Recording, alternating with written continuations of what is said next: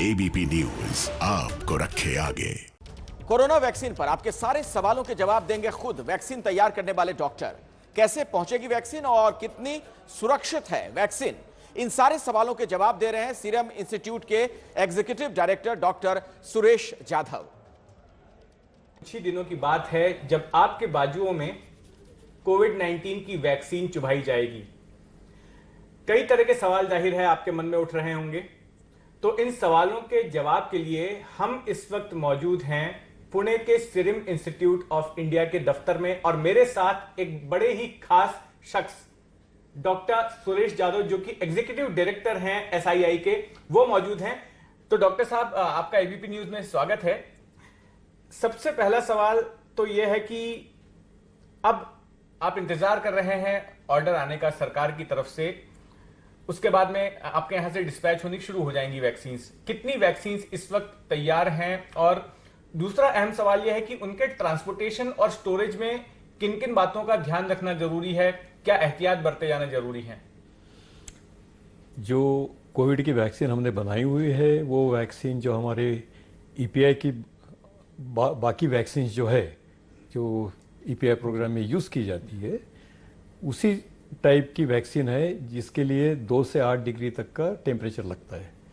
तो इसके लिए कोई खास एहतियात हमको तो नहीं करनी है। जो हमारे पास में ऑलरेडी अरेंजमेंट्स है, हमारी कोल्ड वैन्स है, उसमें से वैक्सीन जाएगी डिपो तक, या जहाँ भी हमको गवर्नमेंट बताएंगी कहाँ पे ये पहुँचाना है, वहाँ पे हम पहुँचाने का काम करेंगे। ये वैक्सीन्स जो है वो खराब ना हो, उनकी इफेक्टिवनेस बरकरार रहे, इसके लिए उनके स्टोरेज के लिए किस तरह के प्रिकॉशंस जरूरी होंगे? जिन जिन सेंटर्स में इनको स्टोर किया जाएगा, जहां पर इन वैक्सीन्स को एडमिनिस्टर किया जाएगा?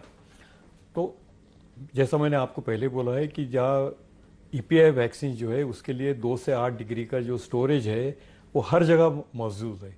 मतलब हर स्टेट में, हर डिस्ट्रिक्ट में, हर तालुका प्लेस में इनकी वैक्सीन रखने की ऑलरेडी अरेंजमेंट की हुई है। इससे ज़्यादा गवर्नमेंट ने भी थोड़ी सी कैपेसिटी उनकी बढ़ाई हुई है जिसमें ये वैक्सीन आराम से स्टोर हो सकती है, जिसके लिए पूरा एक्सपीरियंस और अनुभव जो लोग वहाँ पे काम करते हैं उनको है।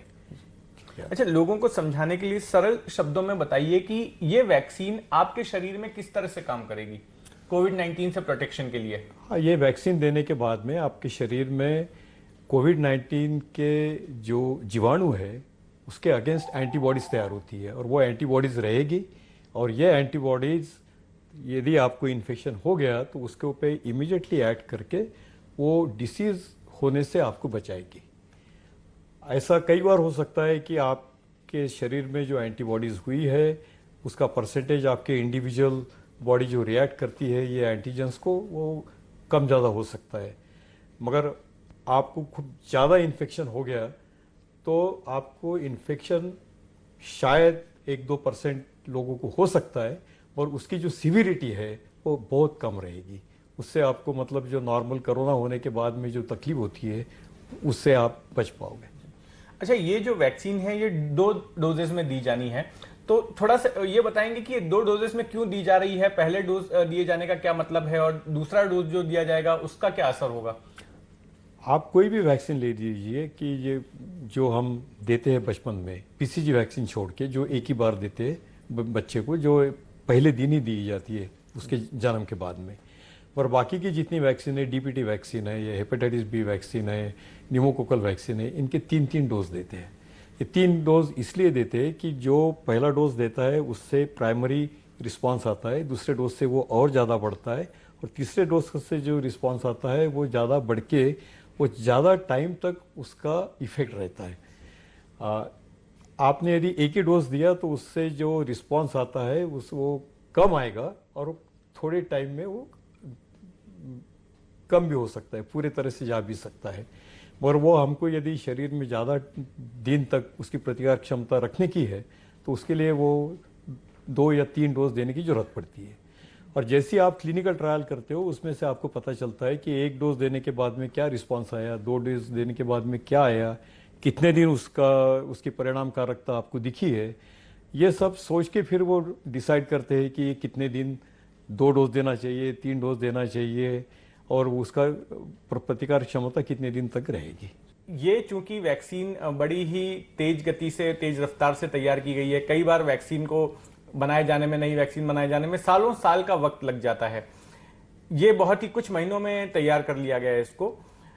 तो ये बताइए कि इसके क्या कुछ साइड इफेक्ट्स भी देखने मिलेंगे, और अगर साइड इफेक्ट्स होंगे तो किस तरह के साइड इफेक्ट्स हो सकते हैं? साइड इफेक्ट्स हो सकते हैं, नहीं हो गया ऐसे तो मैं नहीं बोलूँगा, मगर ये अभी तक जो डेटा हमारे पास में अवेलेबल है 9 महीने का, उसमें ये साइड इफ़ेक्ट अभी दिखे नहीं है। मगर ये जो लोग हैं ये क्लिनिकल ट्रायल में बने रहेंगे, इनके ऊपर 2-3 साल तक इनको ऑब्जर्वेशन में रखा जाएगा। उनकी मंथली जांच होगी, 2 मंथली जांच होगी, और उसके बाद में हम डेफिनेटली कह सकते हैं कि इससे कुछ होता है या नहीं होता है। जी ठीक। डॉक्टर यादव, आपने हमसे बातचीत की, हमारे तमाम सवालों के जवाब दिए, इसके लिए बहुत बहुत शुक्रिया। नहीं, नमस्ते। कैमरामैन मनोज जायसवाल के साथ जितेंद्र दीक्षित, एबीपी न्यूज, पुणे।